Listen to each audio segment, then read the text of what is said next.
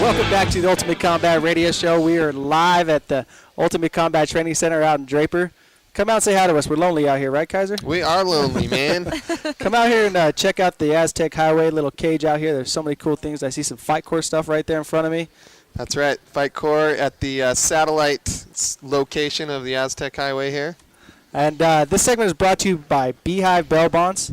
And I don't know the saying. What is it? Good things happen to bad people. Bad things happen to good people, Joe. Robertina, how can people join into the program tonight? Well, they can call us 454-670-1280 or get on Facebook at facebook.com/Ultimate Combat Radio. And we want to remind everybody of the poll question, and I can't believe anybody hasn't called in with this tonight. Nobody likes the heavyweight. Who is the best heavyweight in the world? I'm sure somebody would call in and say Fedor. Well, once I said Josh Barnett was it, nobody had any kind of argument for that. And Kiser knows what he's talking about. That's right. All right, Robertina, I hear you're filling in for me tonight. I am. And I'm playing Mike, and you're playing me, and Kaiser's playing the MMA babe. You can play me, Kiser, All right, in your cute little tank top. You're going to break down UFC 133 for us real quick? Yeah, let's do it. First in the prelims, Alexander Gustafsson beat Matt Hamill, and after 13 fights in his 6 years in the UFC, Hamill is now retiring. It's kind of sad. It is kind of sad. Him. I like him. You know, he's overcome some odds. You know, he's a deaf athlete, and I don't know if that affects who doesn't like that, right? Well, yeah, you know, I don't know if it affects your training or not, but I can imagine when you're in there and your corners are yelling at you and you can't hear what they're saying. It's kind of hard. Fighters never listen to their corners anyway.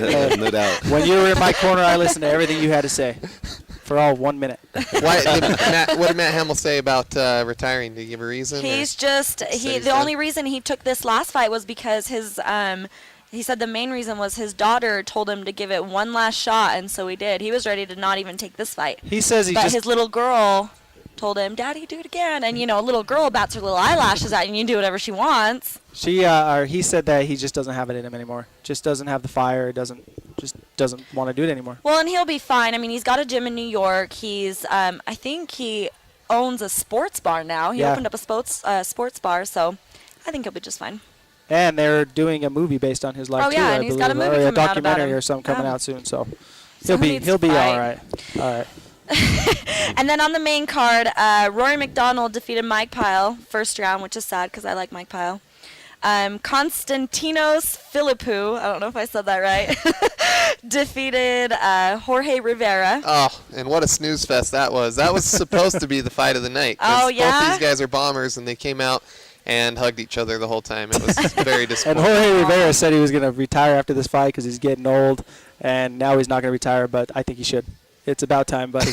Hang it up. That would be a lame fight to go out on. Hey, you know, this whole card should retire. It was that boring.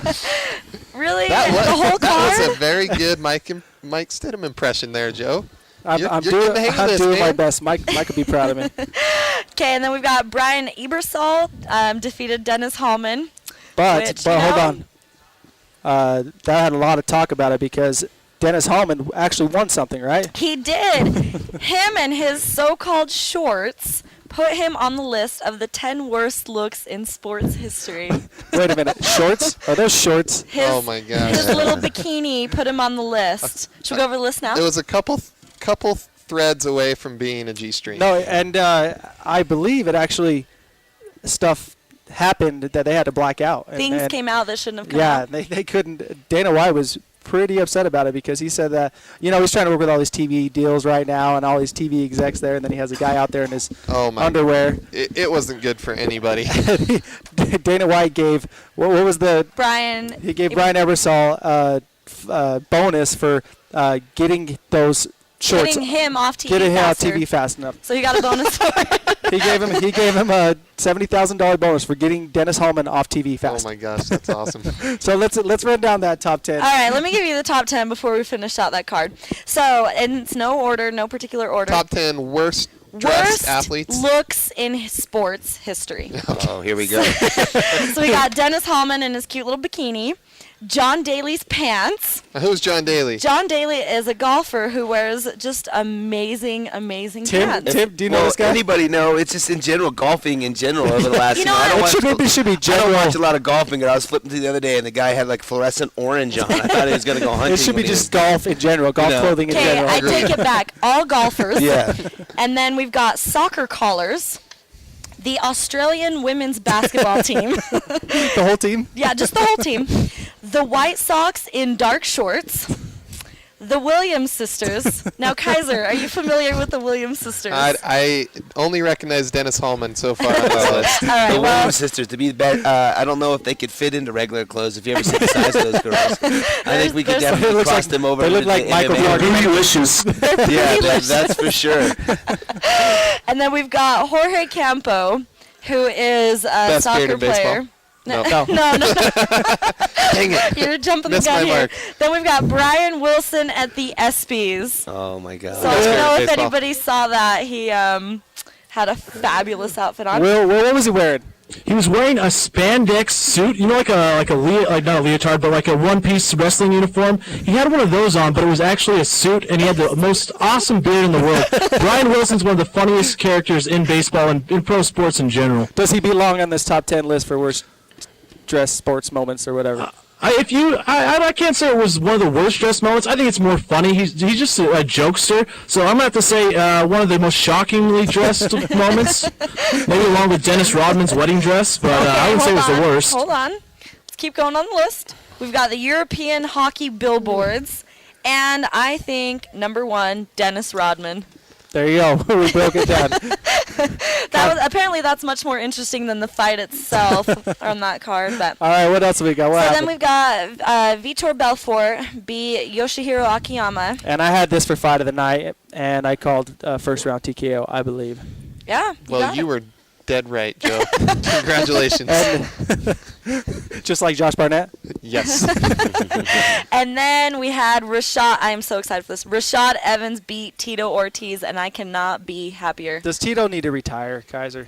I don't know. I mean, that last win was a fluke. So, when's the last time he won a fight? Like 10 years ago? Before that, it was Had like to have been 6 at least years. 6 years ago, yeah. 6 years before Yeah. he beat Ryan Bader, and Ryan Bader, he slipped and punched him on accident. No, he worked on that for weeks. Oh yeah, he worked on well, that. well, rumor has it he said he was doing Dana White a favor by going in there and fighting. And I don't know about you, but if I was getting in the ring, I wouldn't be doing anybody a favor besides winning.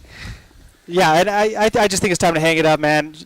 He's been there with everybody. He's done what he needs to do, and he's not going to gain any more fans or whatever and go on and do something else. But I think it's time for him to retire. All right, Real quick. Tune in on Sunday. We've got UFC Live on Versus. And also tonight, the Strikeforce Challengers. and I believe that's shown on Showtime. So, all right, we're going to take a break, and we'll see you back here in just a few minutes.